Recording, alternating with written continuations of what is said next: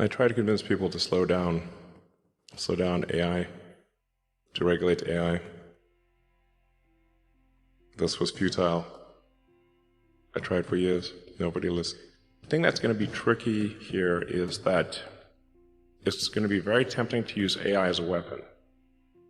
It's going to be very tempting. In fact, it will be used as a weapon. So the on-ramp to serious AI, the danger is going to be more humans using it against each other, I think, most likely. Like a company is essentially a cybernetic collective of people and machines. That's what a company is. And then there's different levels of complexity in the way these companies are formed. And then there are is this sort of like a collective AI in the Google search, where we're all sort of plugged in as like nodes on the network, like leaves on a big tree. And we're all feeding this network without questions and answers. We're all collectively programming the AI, and Google plus all the humans that connect to it are one giant cybernetic collective. This is also true of Facebook and Twitter and Instagram and all these social networks. They're giant cybernetic collectives. I made this comment some years ago, but it feels like we are the biological bootloader for AI, effectively. We are building it. And then we're building progressively greater intelligence. And the percentage of intelligence that is not human is increasing. And eventually, we will represent a very small percentage of intelligence. But the AI is informed, strangely, by the human limbic system. It is, in large part, our id writ large. How so? We mentioned all those things, the sort of primal drives. Mm-hmm. There's all the things that we like and hate and fear. They're all there on the internet. They're a projection of our limbic system. I measure the success of these online systems is sort of a function of how much limbic resonance they're able to achieve with people. Yes, things are getting more and more connected. They're, at this point, constrained by bandwidth. Our input-output is slow, particularly output. Output got worse with thumbs. We used to have input with 10 fingers, now we have thumbs. But images are they're a way of communicating at high bandwidth. You take pictures and you send pictures to people. That communicates far more information than you can communicate with.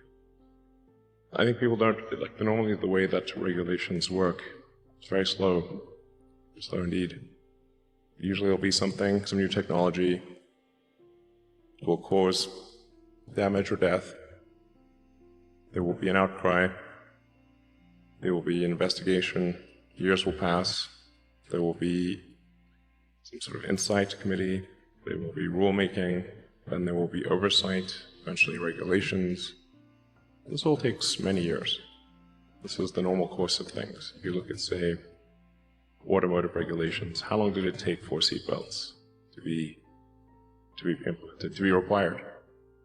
The auto industry fought seatbelts, I think, for more than a decade.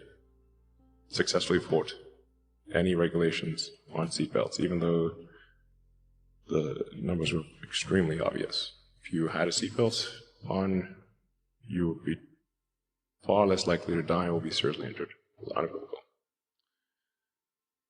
And the industry fought this for years, successfully. Eventually, after many, many people died, regulators insisted on seatbelts. This time frame is not relevant to AI. can't take 10 years from the point at which it's dangerous. It's too late. The merge scenario with AI is the one that seems like probably the best. Like if you can't beat it, join it. From a long-term existential standpoint, that's like the purpose of Neuralink, is to create a high bandwidth interface to the brain such that we can be symbiotic with AI. Because we have a bandwidth problem. You just can't communicate through it because it's too slow.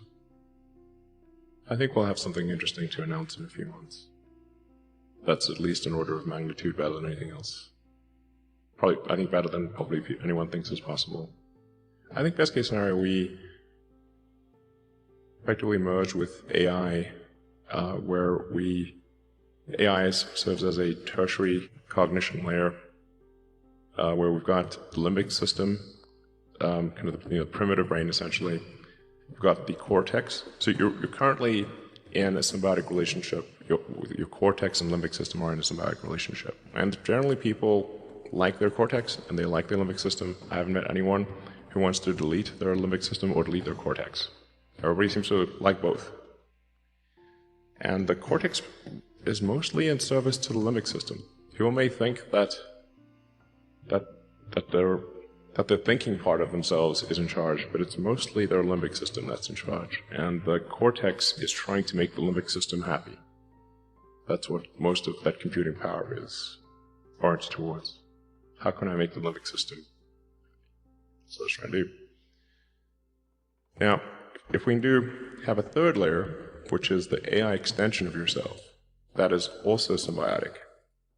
And there's enough bandwidth between the cortex and the AI extension of yourself such that the AI doesn't de facto separate, then that could be a good outcome.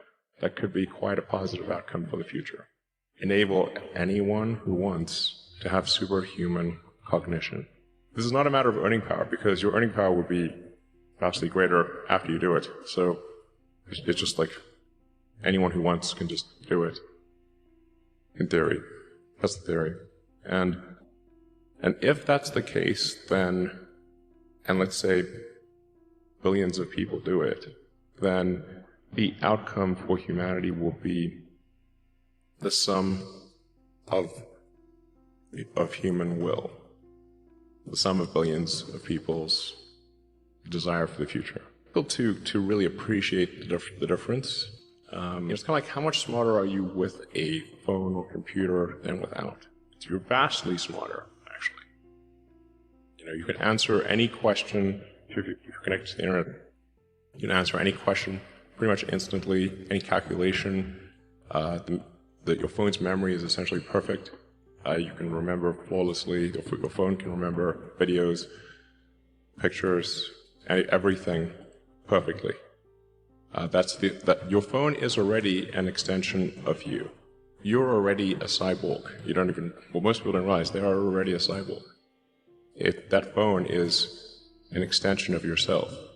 It's just that the data rate, the rate at which, the communication rate between you and the cybernetic extension of yourself, that is your phone, computer, is slow. It's very slow. And that is like a tiny straw of information flow between your biological self and your digital self. And we need to make that tiny straw like a giant river, huge, high bandwidth interface.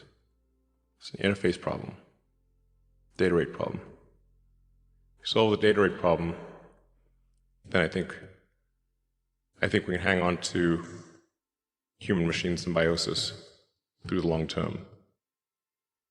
And then people may decide that they want to retain their biological self or not. I think they'll probably choose to retain their biological self. You will be essentially snapshotted into a computer at any time. If your biological self dies, you can probably just upload into a new unit. I met with Congress. I was at a meeting of all 50 governors. I talked about just AI danger, and talked to everyone I could. No one seemed to realize where this was going.